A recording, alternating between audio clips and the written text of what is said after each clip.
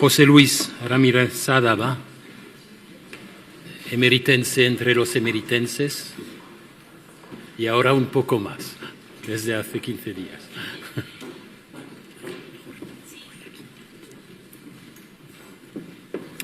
Y va a hablar de la epigrafía que conoce desde hace muchísimos años, de la de Augusta Emérita. Y le doy la palabra. Aquí está el tuyo. Sí. Y ahora, para entrar. Pero tú lo tienes. A ver. Ahí. Ya. Vale, muy bien. Gracias. Bueno, pues muchas gracias. Ya lo sé. Muchas gracias. Voy a procurar, como me acaba de indicar el presidente de la mesa, resumir al máximo. De manera que previamente advierto que si algo no queda suficientemente claro o completo, como hay debate, pues emplazo a todos los asistentes para que luego me pregunten lo que crean que no he explicado suficientemente bien. Y para aprovechar el tiempo al máximo, voy a comenzar simplemente por recordar algo que ya se ha dicho aquí, que es el hito de 1988, cuando Jean-Gerard Gorge tuvo una fecunda idea, que fue crear o convocar la primera mesa redonda de Lusitania. No sé si entonces Jean-Gerard tenía en la mente que esto pudiera llegar a 9 mesas, pero lo cierto es que hemos llegado a 9 mesas. Y esto tuvo dos consecuencias colaterales que me interesa resaltar ahora para poder entender todo lo que luego explicaré.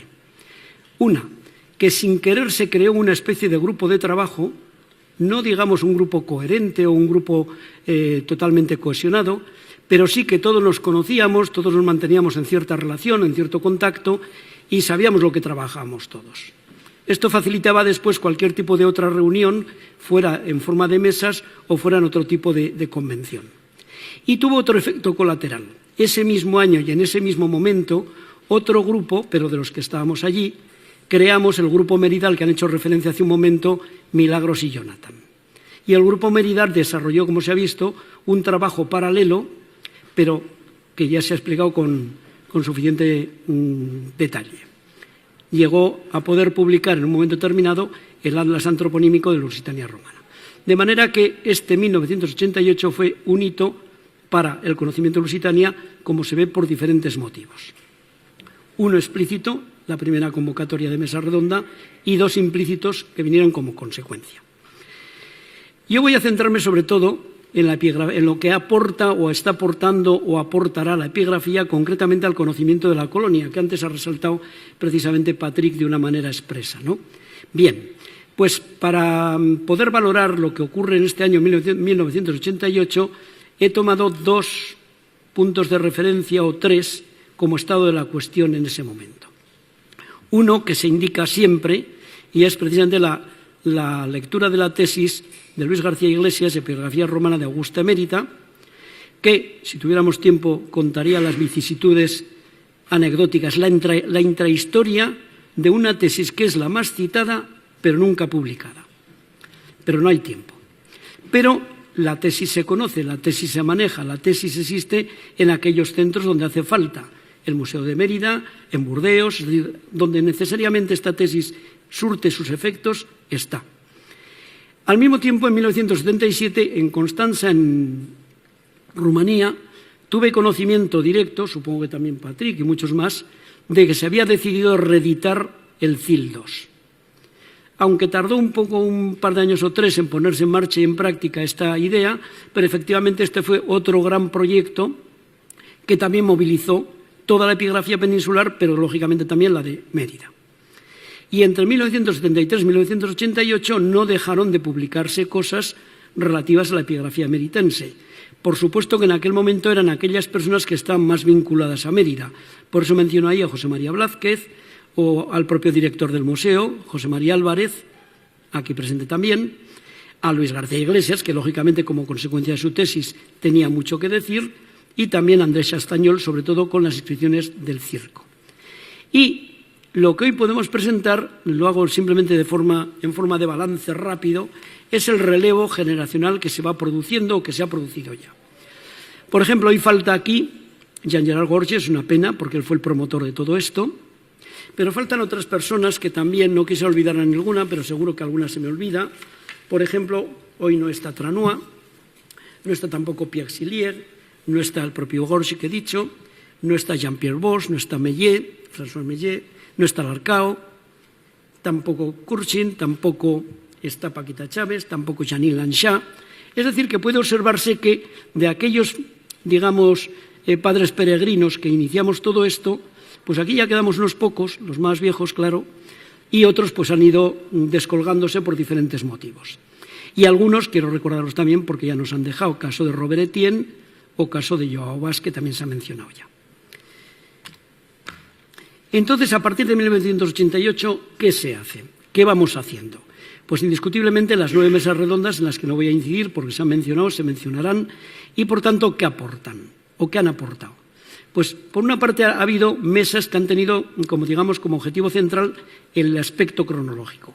Los primeros tiempos de la provincia, en un caso, entre romanos y bárbaros, que fue el último, el de Mangualde.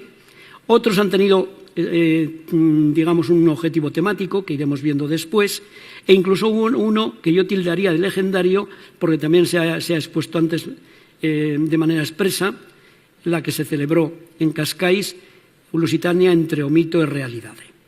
Digamos, por tanto, que las 9 mesas han ido de una manera sistemática procurando ofrecer los aspectos necesarios e indicativos de la provincia lusitania.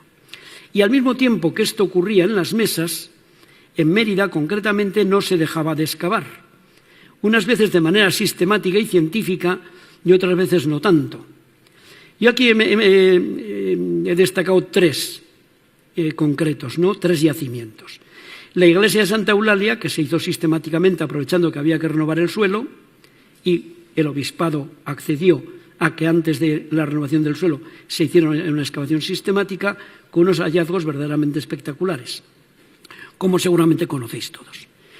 Una necrópolis que no se excavó sistemáticamente, pero que permitió recuperar bastante información que publicó, por supuesto, José Carlos Saquete, fue la necrópolis del Disco, que, entre tantas ampliaciones que se hacían en Mérida en aquel momento, pues el terreno de este solar se levantó entero y había allí una necrópolis que prácticamente casi hemos perdido, pero se conservan los epígrafes, o bastantes.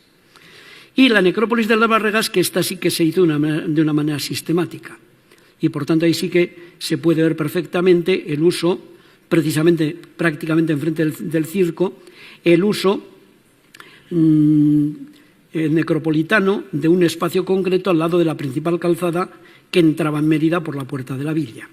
Bien, al mismo tiempo, todas estas cosas desarrollaron una necesidad plasmada de manera ejemplar, que fue la creación del Consorcio de la ciudad de Mérida. A partir de ese momento, el consorcio, una de las obligaciones que establecía es que cualquier obra que se hiciera en Mérida precisaría de un seguimiento previo y continuo arqueológico. Esto ha permitido, por tanto, que a partir de ese momento toda obra que se hace en Mérida lleva consigo aparejado un seguimiento arqueológico riguroso, y todo esto se ha ido publicando, como indicaré después. Entonces, a partir de 1988, ¿qué es lo que verdaderamente Mérida ha mejorado y, por tanto, cómo podemos conocer lo que ha mejorado Mérida desde el punto de vista que aquí nos afecta, que es el conocimiento de la colonia desde el punto de vista en su conjunto y en mi parte concretamente el epigráfico? Pues observemos que desde 1988 se pone en marcha la revista ANAS, que acaba de publicar su último número este año. Vamos, el último número que ha aparecido este año. Al mismo tiempo, prácticamente al mismo tiempo, aparece Hispania Epigráfica, que recoge toda la producción epigráfica de la península y, por tanto, también la emeritense. También aparecen, como se ve, los cuadernos emeritenses monográficos, no siempre de epigrafía, pero también algunos estrictamente de epigrafía. Aparecen las monografías emeritenses, no son necesariamente o estrictamente epigráficas, pero alguna, por ejemplo, como el estudio de las estelas de granito de Jonathan Edmondson, aparecen ahí. Aparece también Estudia Lusitana, donde efectivamente también se publican cosas muy variadas, pero también epigráficas. Las memorias del consorcio sistemáticamente año a año hasta que estalló la crisis, pero ya se ha recuperado, por suerte, y las memorias van dando noticia, exclusivamente noticia, pero tenemos la noticia de todo lo que aparece, dónde aparece y por qué. De manera que también tenemos ya un conocimiento directo. La revista Taikina, que se crea también a partir de ahí, y por ejemplo, por señalar uno, ahí aparece una monografía sobre los columbarios, donde, como no hay tiempo, no puedo explicar, pero efectivamente se ha hecho referencia varias veces ya, o por lo menos un par de veces, a los boconios, y ahí están los columbarios con los boconios y lo que ello aportó. Y también aparece de una manera periódica, porque esto no puede aparecer anualmente, los repertorios bibliográficos de Agustín Velázquez, que son sumamente útiles. Yo he traído el último por si hiciera falta alguna precisión, alguna aclaración. Y también se leen algunas tesis y tesis doctorales que ahora, de momento, no menciono con detalle. La temática que se estudia. La temática se podría decir que prácticamente se aborda toda la temática sobre Mérida. Yo he hecho aquí una rápida, en varias diapositivas, una rápida selección para que podamos hacernos idea y para que no se me olvide fundamentalmente nada. Por ejemplo, pues hay un estudio sistemático de la epigrafía imperial en uno de los cuadernos emeritenses y ahí están prácticamente los principales, no todos, pero los principales edificios públicos. Hay también un estudio, no quisiera repetir lo que ya se ha dicho, pero se ha ido viendo cómo se da una importancia directa a la administración, cargos públicos y militares, porque son colectivos efectivamente fundamentales para entender la colonia. También se estudia el espacio. Una de las mesas redondas se dedicó estrictamente, precisamente, a las vías de comunicación y, por tanto, el espacio. El espacio de toda Lusitania, en el contexto concreto de Mérida, se estudia la ciudad, el láger, las principales calzadas, etc. Y hay toda, como digo, una monografía para eso, que es una de las mesas redondas.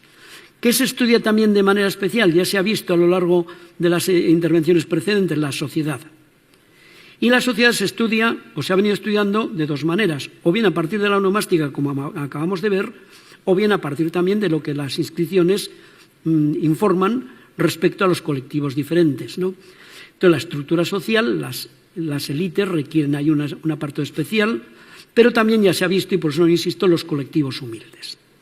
Y en medio de todo esto surge el atlas, que digamos, en cierto modo, sirve por una parte de aglutinante, pero al mismo tiempo también, como se ha visto hace un momento, de punto de partida. Pero no solo eso, también se estudia la economía. Y también hay estudios específicos sobre economía que ahora no me detengo a señalar. Y también la cultura, a mi modo de ver, y aquí me detengo un poco, es interesante ver qué cultura tenían los emeritenses. Se puede observar a grandes rasgos que utilizan un latín muy correcto. No diré perfecto, pero muy correcto. Pero no solamente es que redacten un latín muy correcto, es que se aprecia que tiene que haber un ambiente cultural de cierto nivel, porque hay una importante producción en verso. Y una importante producción en verso tanto en época pagana, altoimperial, como cristiana, es decir, es algo que no se interrumpe. Por tanto, esta no interrupción quiere decir que había una élite culta, además de un gusto por la poesía. También permite ver algunas incorrecciones y permite ver en las cristianas la evolución que se va produciendo desde el latín al romance. Es decir, que el apartado cultural me he permitido resaltarlo un poco porque creo que pasa muchas veces desapercibido y creo que también merece la pena resaltarlo. Por supuesto, la religión ya se ha visto también y, como se ha mencionado con bastante detalle, no me entretengo. La epigrafía funeraria, claro, como es la principal aportadora de datos, pues requiere y ha requerido una atención especial, como veremos al final cuando haga la perspectiva de futuro. Pero bien, ahí están las necrópolis. Conocíamos varias antes de 1988. Con los trabajos del consorcio se conocen mejor. Pero efectivamente todo esto ha ido aportando más y más y más datos. Tanto desde el punto de vista arqueológico, qué tipo de necrópolis, dónde, como epigráfico, con todo lo que aporta la epigrafía. Hemos podido conocer, o conocemos ahora un poco mejor, ya lo hizo Jonathan Edmondson con las estelas, pero prácticamente ahora se ha hecho con todos los tipos de monumentos, es decir, con las placas, con las aras, Las aras es el que está un poco más retrasado en este momento, las cupas, es decir, que hemos ido avanzando. También se ha hecho algún tímido, aquí creo que podemos hacer bastante más, estudio sobre la esperanza de vida. Y también se ha hecho alguno, pero aquí también podemos hacer más, sobre las fórmulas. El espacio sagrado, ya en la Mérida cristiana. Claro, la Mérida no termina con el mundo romano estricto.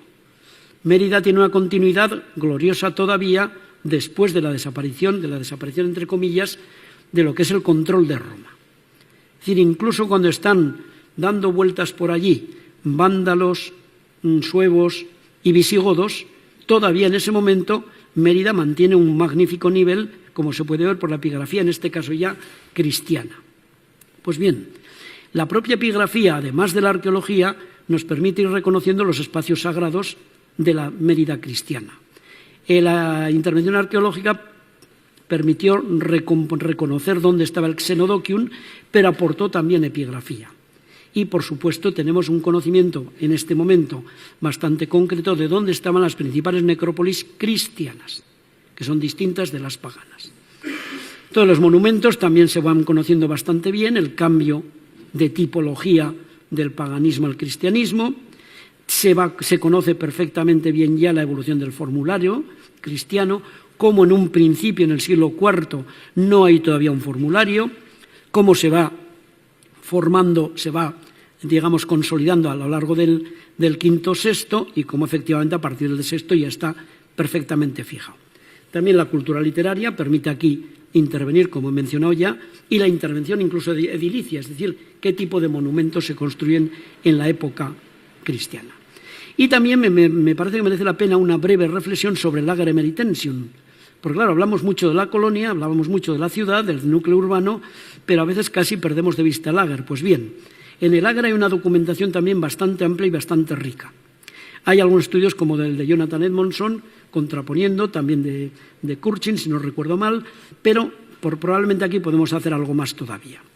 Y me interesa resaltar que el castigo del emir origina la decadencia de Mérida, porque divide el espacio, el Ager Emeritensium lo divide entre una parte que va para Batalhaus y otra parte que se queda para Augusta Emérita, más o menos al 50%. Eso significa la potenciación de Batalhaus, Badajoz, pero, por supuesto, la decadencia de Augusta Emérita. Ejemplo, donde no me voy a entretener en este momento, la pérdida del obispado. El obispado, cuando se reconquiste la región, estará en Badajoz y Mérida no tendrá obispo. Sí lo tiene, pero nunca lo recuperó hasta que hace recentísimamente se hizo, como se hace en estos casos, una concatedral. La catedral de Badajoz y la concatedral de Mérida, pero un obispo. Y la lánguida vida de Mérida a partir de este momento, hasta que con la construcción del ferrocarril se inicia la actividad y esto permite recuperar cantidad de documentación que es la que hoy manejamos. Y en 2 minutos, nuevas perspectivas. Bueno, pues hay una cosa que acabamos de poner en marcha, que es la aplicación del modelo de residuo morfológico, cuya metodología puede verse en esa referencia bibliográfica, y que es un método que permite recuperar lo que el ojo ya no puede ver. Sobre todo, es muy útil en todo aquello que es de granito. No resulta tan útil en mármol. Pero de cualquier manera, cosas que dábamos por perdidas o prácticamente difícilmente legibles, se pueden leer con este nuevo método. Esto nos va a permitir, por supuesto, recuperar cosas que o no conocíamos bien o dábamos por perdidas. Y, para el futuro, ¿qué hay que hacer? Pues hay que editar las inscripciones y hay que hacer nuevos trabajos científicos. Hay una tesis a punto de leerse en Santander, el día 14 de octubre, de Teresa Pando Anta, sobre la estructura social de Mérida según la documentación obtenida en estelas y placas. Pensamos en un primer momento hacerlo también con aras, pero claro, era excesivo. Por eso digo que las aras están un poco más en segundo plano. Bien, esta tesis se va a leer y proporcionará nueva documentación o nuevos conocimientos sobre la sociedad emeritense y varios aspectos más. Tenemos a punto de entregar a imprenta lo que hemos llamado NEFAE, es decir, Nueva Epigrafía Funeraria de Augusta Emérita, Son unas 200 inscripciones recogidas por el consorcio, que tenemos ya prácticamente totalmente redactada y que tenemos que entregar este mismo año. Bien, pues hay 200 epígrafes inéditos que se van a incrementar para todo, incluso para el Atlas. Y estamos con un proyecto en marcha que es la nueva edición del CIL 2 y hemos comenzado por Augusta Emérita y por los títulos sepulcrales, que llevamos también bastante avanzado y que lógicamente va a significar que se va a disponer de todo este elenco de manera sistemática. Más cosas del futuro, muchas más. Por ejemplo, una necrópolis que sabíamos que existía y de la que esperamos todavía más es la del cuartel de artillería. Una vez que se desafectó el cuartel, se iniciaron excavaciones. Se ha recuperado información, tanto arqueológica como epigráfica. La crisis paralizó las excavaciones. Ahora se van a retomar, por lo menos es la impresión que tenemos en Mérida.